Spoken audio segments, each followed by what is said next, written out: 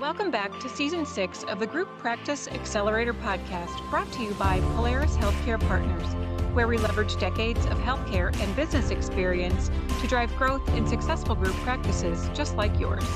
If you're a healthcare entrepreneur and you're interested in building, scaling, or exiting your group practice, you've found not only the industry's leading resource for business education, but a team of trusted advisors dedicated to helping you achieve and exceed your goals.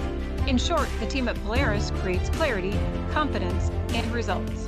I'm your host, Jamie Falash, and the Group Practice Accelerator podcast is on the air. Hey everyone, thanks for joining me again this week because I have an entrepreneurial story for you today, as well as some new resources to share. Now, I know as founders, you can really relate to that journey of getting a business up and running, and many of you have already done it and done it solo, which I know is challenging even in the best of circumstances. What starts as your dream, undoubtedly we know that proves to have a few more layers than you ever anticipated. And for many of you listening today, all of that took place while you were the principal creator of revenue. And for many of you, the dentist in the practice. And that's a lot to carry by anybody's standards. I would say that regardless of the type of healthcare business, I think that we can probably agree that being an entrepreneur is difficult at times, but it can also be one of the most rewarding experiences that you can choose for yourself. And if you've listened to any of the episodes where I've interviewed founders, you can certainly hear the pride that they all take in their work and what they bring to their communities. Well, today's guest is no different, and I know you'll enjoy hearing from him. I mean, he's kind of a big deal in the dental world, and he even has his own podcast called Hot Wings and Dental Things, which you have to go check out. 100% worth a watch. And when I say watch, you do have to watch it rather than listen to it because these episodes are very spicy and there are things going on in the midst of dental talk. And to be honest, I'm a little relieved that my hot sauce did not arrive on time to participate in public wing consumption.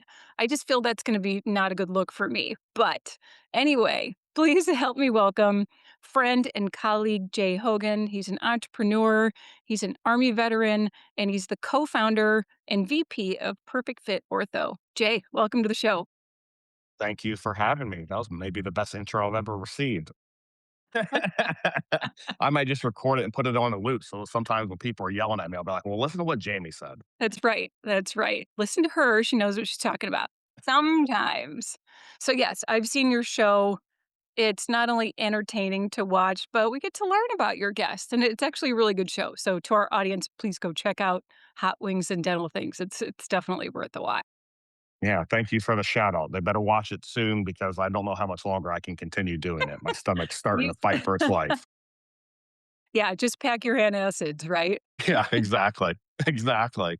We've had a couple of guests that when they show up, they have like a whole kit of like one person had honey. They Oh my thought if God. they put it on their tongue ahead of time, it would help. And people bring Pepto Bismol, change of clothes, like you Oh, name it. It's that's yeah. all right. You just made me all that much more relieved that I don't have hot sauce and wings in front of me. Some other time, I'll Yeah, help you there you clear it go. up for sure. I love it. So we were talking about the intro that you're an entrepreneur. And I admire this about you among the fact that you're a veteran. You manage this business as co-founder and VP, and that's PerfectFit Ortho, as we mentioned. But I want to talk about your entrepreneur story a little bit because our listeners can relate to that, like I said. So first of all, why ortho? What were you doing and seeing that made you say, I need to start a clear aligner company for general dentists? It's I never would have. I mean, I never would have thought I'd be sitting here talking about ortho. I started in dentistry in 2007, Mhm. and it kind of just got into it by happenstance. I had a friend of mine who worked in dentistry, and I had just gotten back from Iraq. So I went to go see him and just hang out and found out he was there. So I went in and surprised him at his office. So we sit down and we start talking, and he said, I think this is something you would thrive in. So that's kind of where it started. I ended up in general dentistry, specialty, de novo, Medicaid run facilities, and then I moved to Florida. I was working within a oral surgery group. They had a lot of different practices, but I was overseeing that operation. And a mutual friend hit me up one day and told me, "Hey, I've got an orthodontist. I think you should meet. He's trying to do X, Y, and Z. He was trying to combine pediatric dentistry and ortho. So Mhm. he and I started working together. And he had this idea in its infancy about what we do now at Perfect Fit. And to his credit, it took him probably 2 years to beat it into my head so that I could grasp it and understand it the way my mind works. Yeah. And then we decided to, kind of go full bore. So yeah, if you had told me, and the irony is this, my entire family has had ortho. I'm the one that needs it the most and still haven't done it. It's like a mechanic's car is always Get broken. on it, Jay. It's so ironic, but yeah, but that's where I am now. It's been a very interesting ride. I'll bet. I mean, it can be sort of a leap of faith when you get started, having been an entrepreneur myself. But somewhere early on, you had to believe that this was all scalable. I mean, there are a million other clear aligner options out there, as you know. What made you move forward with it? I think we just identified, and I think maybe that's the key to all entrepreneurs, just finding a need and the solution. I know that's overly simplified, but when we realize that there are so many more general dentists in the United States than there are orthodontists, or in North America, or really the world, Right. and the clear aligner industry is not getting smaller. It No. has a compounded annual growth rate of like 30% year over year. It's going to be worth roughly $5 billion by 2032. There's a reason why Invisalign is the sponsor and host of the NFL. And it's not an altruistic sponsorship. It's because people want clear aligners. Mhm. General dentists want to offer it, but there's challenges, whether it's their ability to scale it in their own practice, their ability to make it profitable for themselves. And oftentimes it's just they don't know what they don't know. So they don't want to get themselves married to a patient when it comes to a clear aligner treatment, and things go south, and then they're turned off by it. So Yeah. our whole goal was, we instead of swimming against the current, we just decided we know general dentists want to do it. We're going to help them. And we don't try, we do. We're completely agnostic. We don't care what aligner a doctor wants to work with. We don't make them, and we never will. There's, over 30 aligner manufacturers. We are your virtual orthodontist. So that's kind of been our niche and what's made it work for not only mom and pops, but DSOs, small group practices, is because it's something they can scale easily. They're not, they don't have to make a lot of change management when it comes to the type of products that they're using. They can use Definitely. whatever they want. And that's been a win for us. Just not, don't fight it. There's a mindset of abundance and a mindset of scarcity. Where GPs are going to do it, pediatric dentists are going to do it. Great. We're going to try to help them do it the best they can. Yeah, there's room for everyone, and I wanted to kinda go down a path with more of your entrepreneur story, but now, actually, this seems like a better spot to talk about what you just said. So, Perfect Fit Ortho is virtual. Tell our audience Mhm. what that means. Yeah, it's shocking to me that we both of us right now in the next probably 20 minutes could open up our own tabs, could order a car sight unseen, have it delivered to our house, sign the paperwork, and it's ours. Absolutely. So if we think that in healthcare that we don't get to a point where we meet patients where they are, that's naive to think. Yeah, Smile Direct Club kind of started the whole thing, right? That they trying to did. meet patients where they are, and it Yeah. was an absolute disaster. Mhm. And the reason it was is because it was not doctor driven. They were depending on patients to take their own impressions. These patients weren't getting cleared before treatment, and then they weren't being tracked. So for us, that virtual aspect is we allow doctors to get consults in real time. So when they have their own patient in their own practice that they're already treating, and they think they're an ortho candidate, they can send us some quick records, and we tell them on the spot if that patient is a candidate, how long it will take, what'll be involved, and if the doctor should even do it. So they can do that risk free, day in and day out, every hygiene appointment, every new patient exam. And if the patient decides to move forward, then we work in concert with whatever aligner they want to use to do all the designing and the staging. And every single one of those is done by an orthodontist on our team. So then that doctor can pick up the phone, can get on a Zoom call and ask the doctor, our orthodontist, questions about the case, make adjustments, so they know they have an orthodontist beside them the whole time, but they're not paying them buku bucks to have their own office and twiddle their thumbs for, 2 days a week and sit there and treat patients the other three. It's when you need them. Yeah, and I think that's a really, important distinction to make when we say it's virtual, that it's still backed by orthodontists. It's still Yeah. using your dentist. So, yeah, Smile Direct Club, interesting. I'm gonna call that an experiment. And story, I did it myself on purpose as a hygienist because I was so infuriated by the fact that you could just mail things in.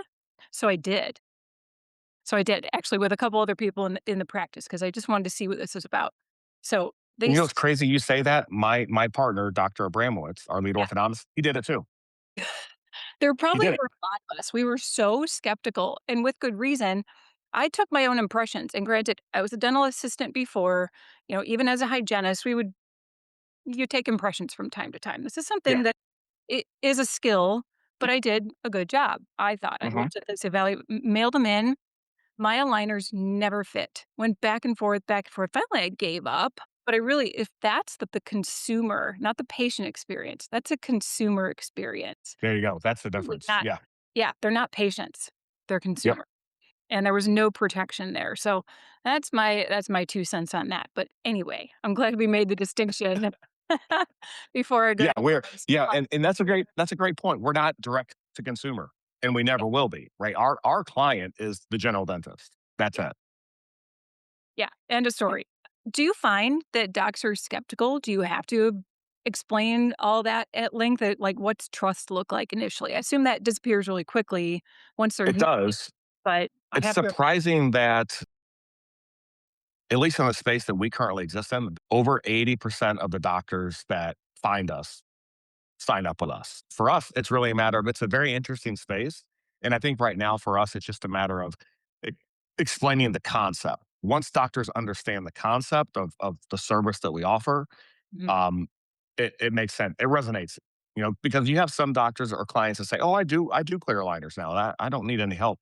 And we ask, "Okay, what percentage of your patients do you still refer out, and which percent of those patients do you do?" Because if they're already doing clear aligners to some degree, that makes our job easier. That means they're comfortable putting their feet in the pool. And if Yeah. they're in the pool already, we can take them out, towards the deeper end. If they're afraid to get in the water, we'll put some floaties on them and get them in. That's kind of the concept of it. So it works for everyone, and it just works for them a little bit differently. It's really just dependent, and because we're agnostic, it allows us to be incredibly flexible, as far as the workflows that are specific to certain DSOs or certain group practices compared to a doctor who just has one practice or maybe one on this side of town and the other side. So we're not overly rigid with how the process works. I will tell you, from an entrepreneurial standpoint, I'm not going to. I don't know what this makes any sense or not. My dad used to say all the time, and he is country. I apologize. He would say, "I'm not going to pee on your head and tell you it's raining." I don't. I still understand what that necessarily means, but we've learned a lot over the years as to how to make this marketable, how to make it work best for the end user. Because when you live in the ortho world every day, all day, that's different than your GP. When I go and do site visits at doctors' practices, it's like, oh yeah, I also, sometimes I lose sight of that they're perio charting, they're prepping for crowns, they're extracting teeth, they're doing dentures, they're doing this and the other. They don't wake up every moment of every day thinking ortho, ortho, ortho. So that's Really been do. very helpful for us. You have to change that. Everything should be about ortho, Jay, right? Yeah, there you go. Hey, you mentioned a minute ago the demand for clear Mhm. aligners from patients. Do you feel those are being met? And why or why not? Yeah, I think they are. I think, well, I mean, more holistically speaking, I would say no, just in the sense of access to care. But I think that's a problem across healthcare and Yeah, dentistry across the board.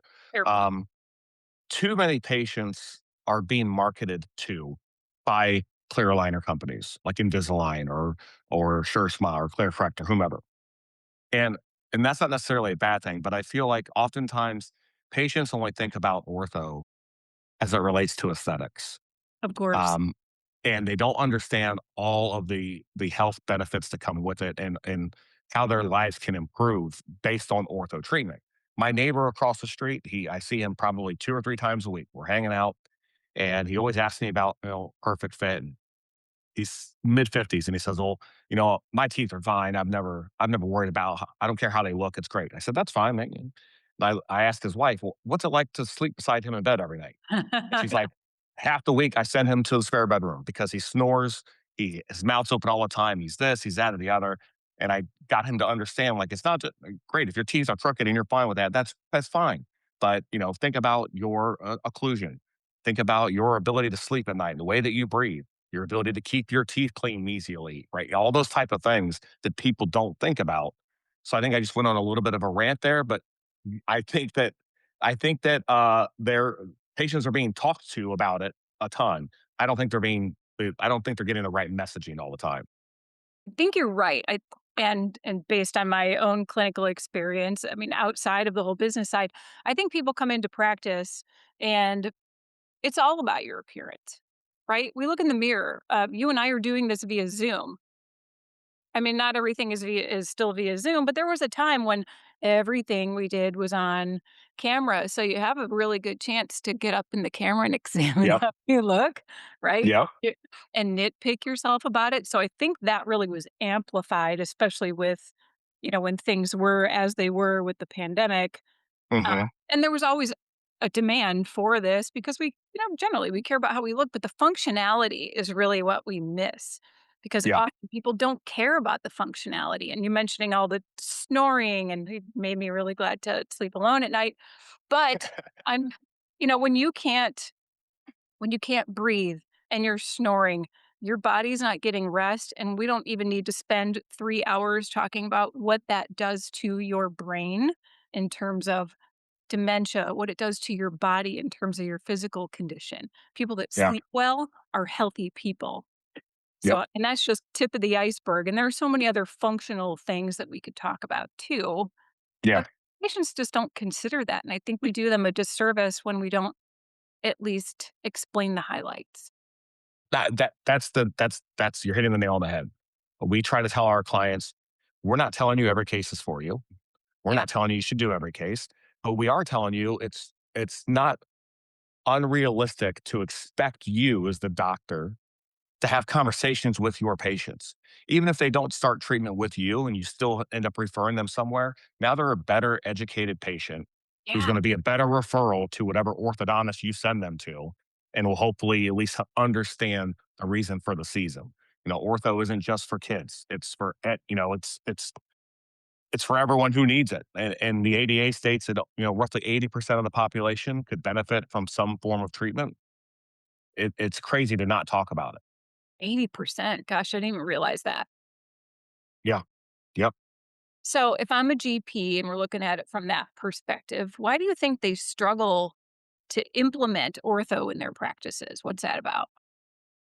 I think it's twofold. I think um, part of it is time as it relates to cost. You don't, if you're seeing your patients, if you have a clear aligner patient that you're doing, and even if it's just 9 months and you're seeing them 9 times for 30 minutes, you start extrapolating out what is my chair hour worth? Uh-huh. What is the, diminishing returns? God forbid I have an associate, but now I've got to pay them a certain percentage of it. I have this lab bill to pay on top of it. It, and then worst case scenario, something goes wrong or the patient needs refinements or the teeth aren't moving or this, that, and the other. There's a lot of uncertainty. And I think that steers a lot of doctors away from it. I think the benefit that a company like us provides is they can feel more confident with what they're being told.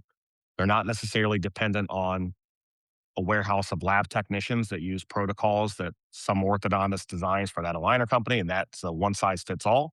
And then we monitor their patients remotely. So these patients get seen by us and them, the GP, if they choose to, every week. But they're only coming into the practice when it's absolutely necessary. So Yeah. you can have a patient that may be in treatment for 12, 15 months, that outside of your 6 month recalls, you may only see at bond, an IPR appointment, and then when it's time for debond. Then now ortho becomes arguably the most profitable thing they do from a chair hour perspective in their practice. But I also get it. Back in the day, many moons ago, I had a couple practices and a lot of it was prof removable. And you had to be built a little different for that because once you put that denture in that patient's mouth, you guys are married Yeah. forever. Um, and the same kind of thing applies with ortho. Might not be forever, but as long as they're in treatment. And then you get to a point where you think, we had a group that we met with once, and I told them, we would love nothing more than to work with you. But based on all the data and everything you told us, if you decide not to, that's fine. My recommendation would be if you decide not to work with us, just stop doing it. Just refer it all out because you are seeing these patients so much. You're paying X, you're charging them Y. By month 7, you're losing money. You might as well just stop.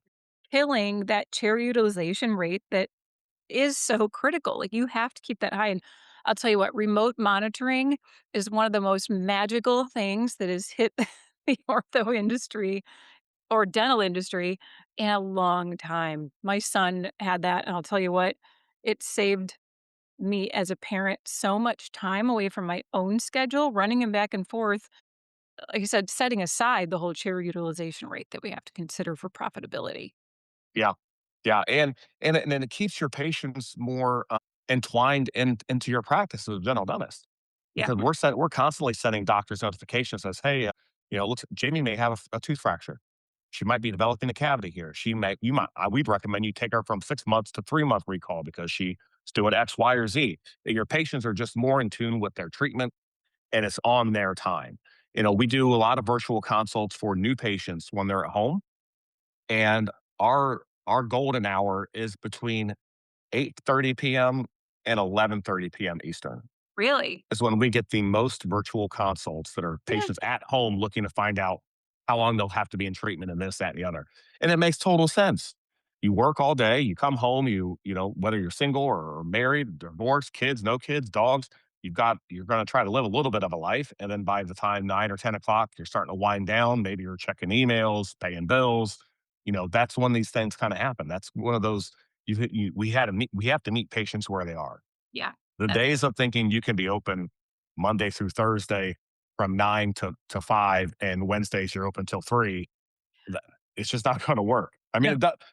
it probably does for some of the listeners out there, and for them, it's pure jealousy and hate.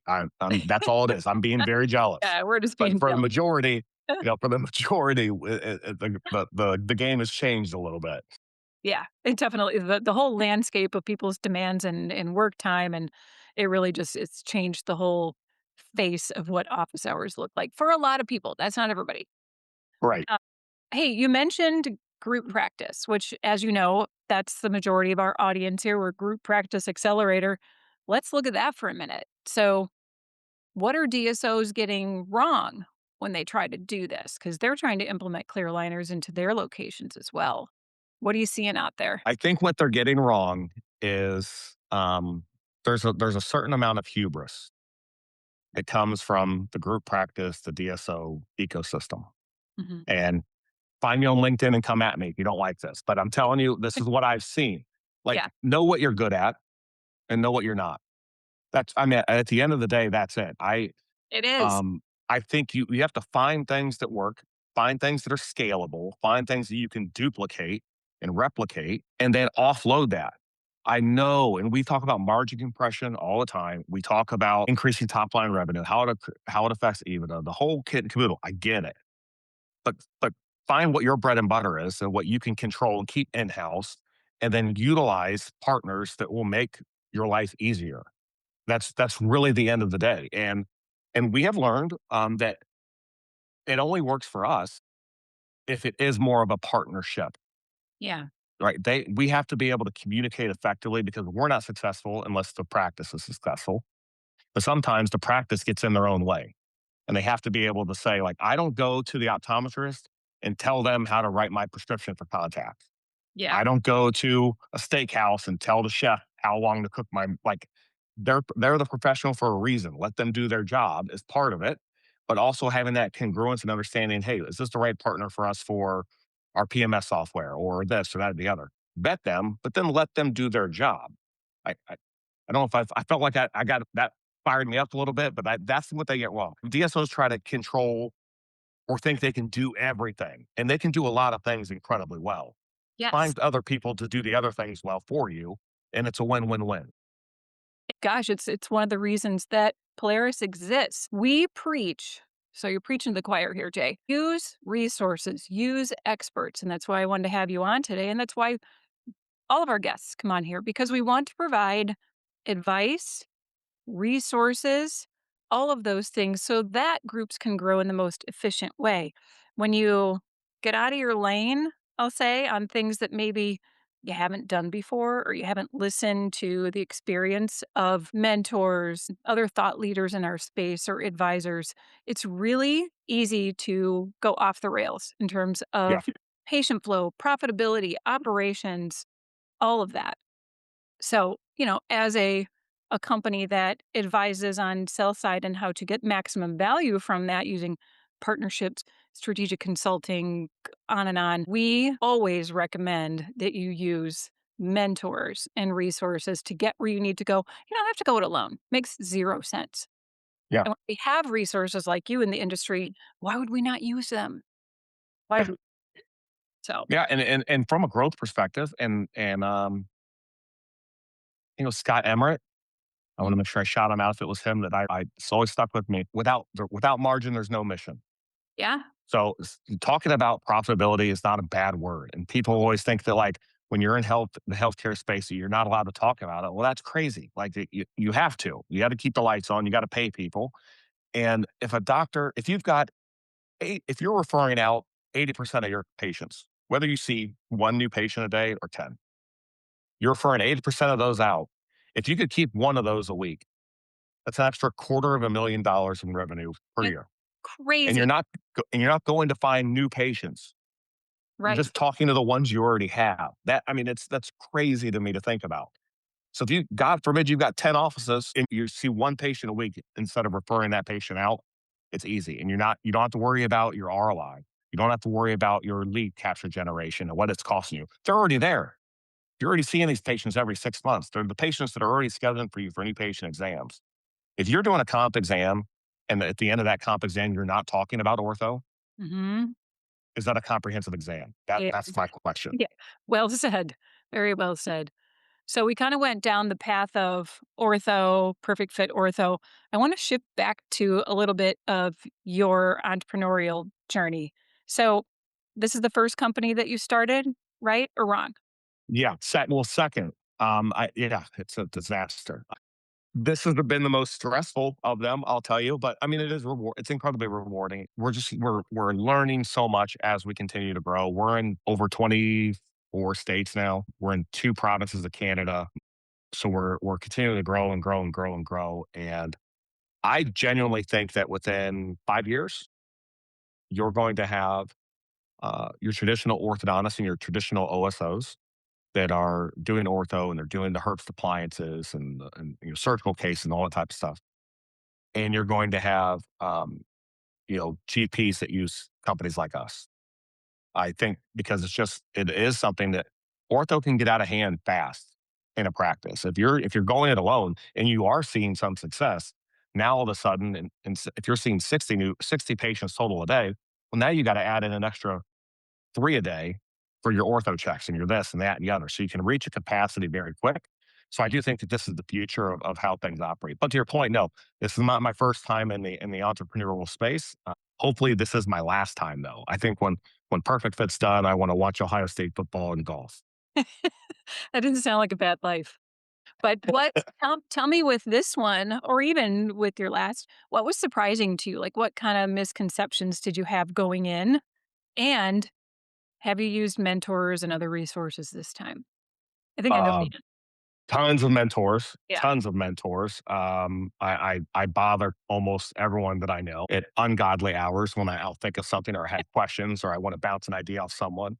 Yeah. The one thing I've learned, I thought I would have done a better job of compartmentalizing or trying to keep some semblance of balance between just Jay Hogan and Jay Hogan and Perfect Fit. Oh, that. It That's been the biggest challenge for me. I also know that I'm kind of like a dog with a bone with anything, so that's kind of challenging for me. But to the converse, I have learned to start leaning on other people and trusting their ability to do the things that I would normally be doing, which is making some of my hair stay brown instead of gray. Yeah. And it's really hard to separate those two things when you're passionate about something. I think I am big on boundaries. Like, take the time for yourself, shut it off, make sure you've got certain hours for notifications because, unless someone's going to die, which is unlikely in the case for you and I think it's good to have some time to let your brain not be touched by certain things. But those are also the hours when some of your creativity kicks in about your, Hmm. right? So it's not, don't talk to me about that. It's give yourself the space to be creative with what might be your next move. Yeah. Have you, Just Jamie? Have you seen the show Severance? now, Okay, so yeah, so and this would be interesting for your clients, some of the people maybe that watch the show.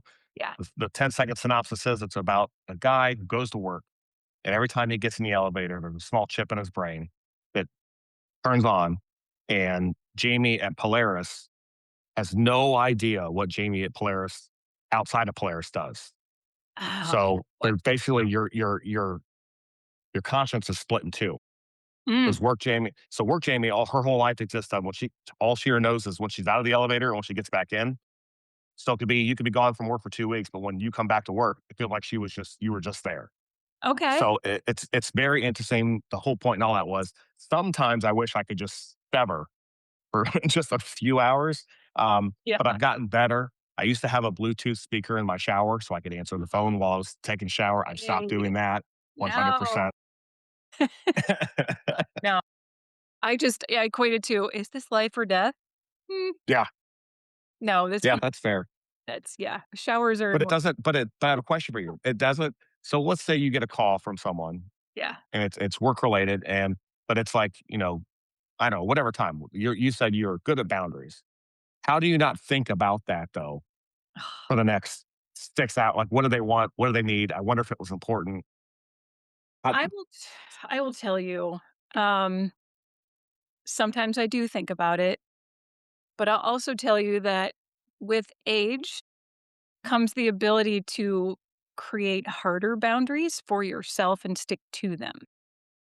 so you just hit 32 and now your boundaries are are real Yeah. solid. Okay. I Been a get it. couple decades, but it really does happen. So, yeah, for me, that's just kind of been how it's been. Um, but I think you really do have to give yourself time to be creative about your business rather than working. And we had just preached about this on a recent podcast. Like, get out of your business, get out of it. Like, step away, whether that's a few hours a day, overnight, whatever. Shut things off at 6 p.m. or 7 p.m. or whatever, and don't get notifications.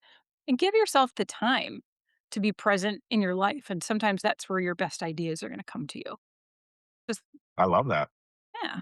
Well, Jay, thank you so much for coming on. How do people reach you if they want to reach out?